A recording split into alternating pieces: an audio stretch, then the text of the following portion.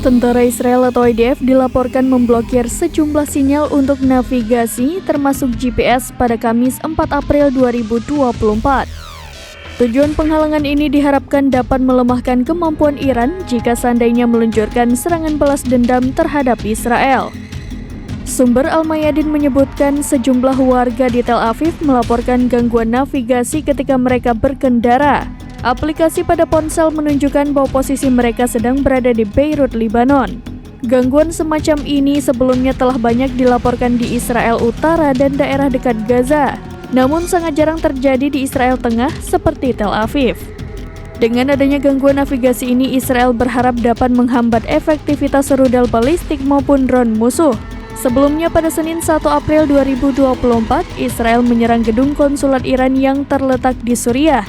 Serangan ini menewaskan 2 jenderal Iran serta 5 perwira militer lainnya. Salah satu jenderal yang tewas adalah Mohammad Reza Zahedi, komandan pasukan Quds di Suriah dan Lebanon. Kematiannya mengundang kemarahan dari pemerintah Iran dan militan Hizbullah. Keduanya bersumpah akan membalas dendam hingga Israel benar-benar menyesal. Belakangan, militer Israel telah meminta pasukan tempurnya yang cuti untuk kembali bertugas. Jika seandainya terjadi serangan mendadak, mereka sudah siap siaga.